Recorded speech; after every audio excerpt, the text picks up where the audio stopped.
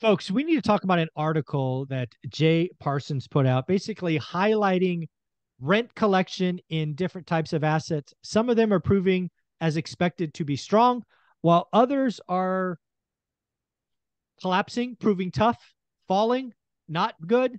And in order to have this conversation, we're going to talk with Jonathan Twomley, who plays in this space and brought the article to my attention. So, Jonathan, what did Jay Parsons have to say?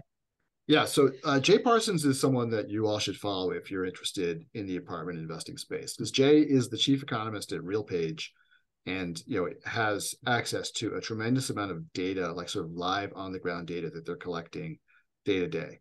And one of the things, so he's you should follow him on LinkedIn. He posts really, really good informative posts. And one of the things that, so yesterday he posted an article that was echoed something that I was saying, sort of gave some statistical backing to something that I've said for a long time, which is the following. There has been this argument for a long time in the multifamily space that C properties, the sort of the lower end properties, do well in a recession, right? And the argument for this was, well, in a recession, people are feeling pinched, they have less money, so they want a cheaper apartment. And I have always said, this makes no sense whatsoever, right? Even though, yes, there may be people who want a cheaper apartment, and at the margins, you may have people moving to C properties. The reality is that C properties are much, much less resilient in a recession than A and B properties. And why is that? Well, because look at who the tenants are. The tenants in C properties are precisely the people who are on the front line of getting fired in a recession. It's your service workers, right? Manufacturing workers, people at the lower end, who also, on top of that, have less cushion available to them. So Yeah. their savings are not, I mean, a couple of years ago, there was a statistic that was thrown around that, half of the American public can't afford an unexpected $400 expense.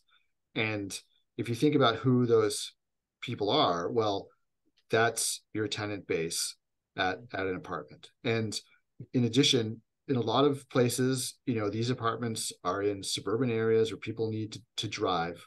Mm-hmm. And if someone has to make a decision between their car payment, which gets them to work or helps them find a job if they're looking for a job, and their rent, well, the one that's going to get kind of put to the bottom of the pile, and I'll pay it when I can, is going to be rent, right? Not the car payment. So what you find is that your occupancy may be fine in C-class apartments, but your collections is a different matter, right? Is it called effective occupancy, or what is it? What's the term? Well, there's economic vacancy, right? There you go. So economic vacancy means basically you might have physical vacancy, which is somebody's living in the apartment, but they're not paying rent, right? Or you're giving concessions or whatever it is that, whenever you have vacancy, when you have uncollected rent, when you've got concessions, you've got what's called economic vacancy.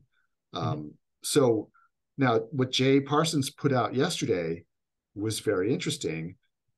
He said their collections at the higher end, so A and B properties, which are generally professionally managed and appeal to higher earning renters, those renters have been able to absorb rent increases quite easily and have continued to pay them. So the great rent increases that we've been seeing have been really at the upper end, and it's sort of skewed all the data, but that's where the rent increases have been coming from, as at the upper end, because these renters can afford it, right? And really interestingly, he said that on average, what the data shows is that for these upper end renters, middle to upper end renters, they're paying on average sort of 22-23% of their income in rent, right? Which is sort of right in that kind of like, remember, you would call that healthy. Yeah. When you and I were younger, maybe that was sort of like, 25 was the number, right? Yeah. Yeah. Financial planning 101.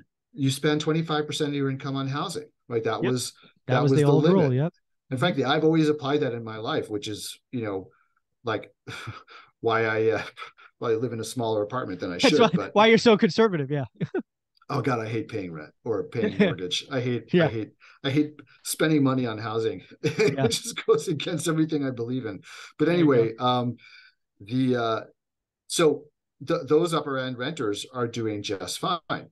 But what is the data showing now about the lower end renters, including renters in public housing? Well, Yeah. collections have fallen off a table. So they've now got they may have, occupancy still of 95, 96, 97%, but their economic occupancy is now down in the 80s because Yeah, people, it's funny you bring this up, right? Because I the last couple of years in our portfolio, we had a couple of I think we had two evictions kind of over the pandemic, um, for cause, which was allowed in California. And then all that stuff goes away. And it's funny, we just actually had um we just had three evictions last month, hmm, which was more than we had all of last year. And I think a lot of that is kind of what you're pointing at. There was a lot of people kind of getting by with different programs or whatever they're called, kind of paying for it, or they or they felt they didn't have to pay, which certainly was one of their cases. Like rent should be free. You don't understand because I'm special, attitude. But yeah, we actually had three evictions in the last 30 days, three closed, right, finished, right. two sheriff lockouts, and then one whatever. Um, it'll be interesting to see if that continues. I think what I'm seeing in our portfolios, we're seeing that kind of, I don't know, rat through the snake. It was Hmm, delayed for a long time, then we got hit, and we'll see if it, right now it feels like we got over it, we got over the hump. So it'll be interesting to see the stats in like 3 months, yeah. because I think a lot of the data is messy right now because everything was delayed. And maybe what we're seeing is just the output, such as my portfolio, right? Three in a month versus, two all of last year. I don't know. It'd be interesting. Well, so what Jay Parsons is saying in this article is that the what's really happening now is it's inflation actually. So Mhm. inflation. So you take renters who are what are called rent burdened, right? Yes, I agree with that.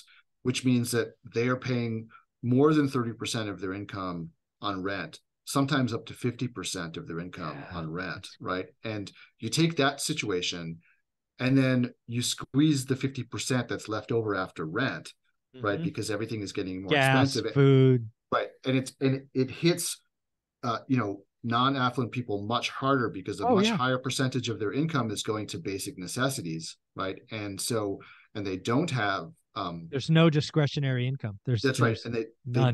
they don't have a cushion, right? So they can't absorb the higher prices for everyday living the way that the upper income people can. Yeah. And as a result, a lot of people are finding that they're unable to pay their rent. And so, this is clearly a big problem. It's a big societal problem. And Jay Parsons goes on to talk more about how we really need to address the affordability issue more, et cetera. Absolutely. Yep. But the just to the point that I wanted to make, I mean, this is why I think kind of proof positive that hard economic times are not good for C-class properties, right? Yeah. And Well, yeah, I think if we tie this to your, discussion one from today, this is where I see kind of the opportunity in Max Payne making max opportunities, right? If you got into a deal with unrealistic expectations at crazy occupancies with unrealistic rent assumptions, and everything goes back to the mean, let alone mean reversion going below it, right? Kind of snap back.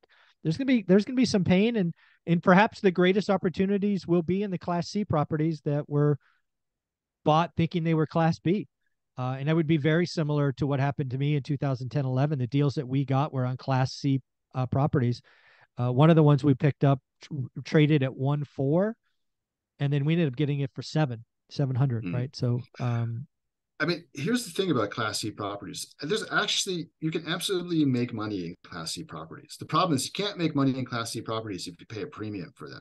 And what's happened in the last yeah, couple of years is that, there used to be a very healthy risk premium for C-class property. So maybe an A-class property in a certain market was trading at a 5 cap, yeah, and the C-class properties would be trading at an 8 or 9 cap because everybody knew that you just had more risk in it, right? Yeah. So because there was more risk, You and I have talked rent. about it. I sold two of my Class C apartments in Fresno, California, when cap rates got to 6.5, which in my area has always been Class A, 6.5. Yeah. I'm like, I'm out. This is 2019, before the pandemic. I've Well, talked about it on the show, but they got to 4.5. yeah.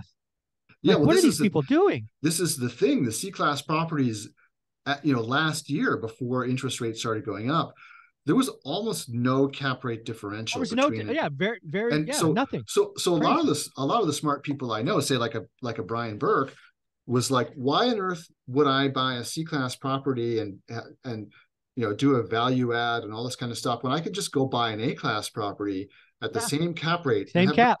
and have no problems and just run the thing, Yeah. and you know that 5 years from now you're going to be making money on it.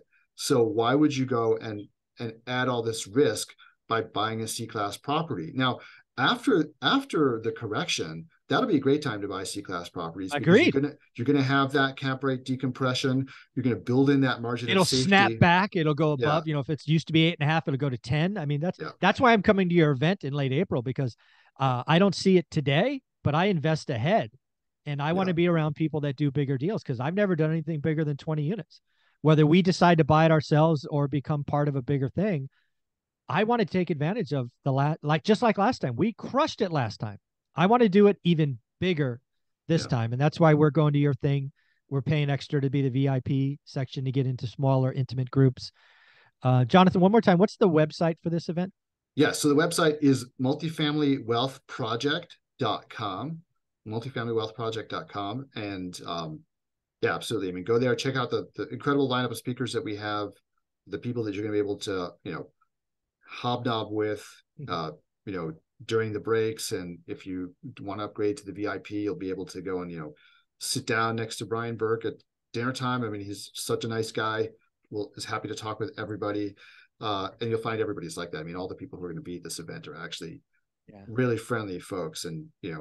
Well, you can just, we're going to talk about this event a lot more in early yeah, March. It is in late April, but I thought it was important to let everybody know that I've already got my tickets. Olivia is actually coming. Some people always want to meet Olivia, my better half. She wanted to come because she knows that at some point in the next 5 to 10 years, we will get out of our portfolio, much like one of the conversations in my second book. Um, so yeah, I look forward to coming. Thank you for the invitation. Letting me know. What yeah. else?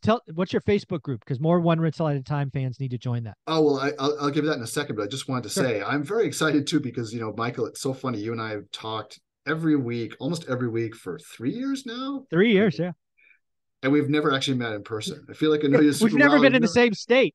yeah, I know. It's so funny. So I'm like really excited to be there and to actually to meet in person. And it's That going to should be be really fun. great. But Awesome. yes. So Facebook group, apartmentinvestorsclub.com. You should, sorry, that's my website. Apartment Investors Club is the Facebook group. Okay. Lots of your listeners have come to the group and joined it, become members, contribute to the group. It's really been terrific. And it's always gratifying for me when I see people coming, Yeah. from this show over to my group. So I really encourage you, everybody to Yep. come over if you've got multifamily questions, even if you're just sort of a little curious about multifamily and you just want to learn a little, you don't think maybe that's where you're going to go, but you just kind of, have a little bug Yeah. in your ear about it. Come back, come there and join the discussion. And also just want to, remind you guys that if you want to join my email list, you can get this Oh, download yes. absolutely for free. If you go to apartmentinvestorsclub.com, um, you'll see there's a button on the website where you can grab this download and get on my mailing list. So if you get on the mailing list, you will get my kind of sort of daily emails. I mean, sometimes it's more daily than others, but I try to send out my Several a week. thoughts. Yeah, I try to send out my thoughts. I also like to send around articles that I find that are interesting for investors, and also you'll see deals that I'm doing as they come through. Awesome. Thank you, John. And thank you for being a part of this. And hey, we'll see you in late April. Absolutely, looking forward to it. Yep.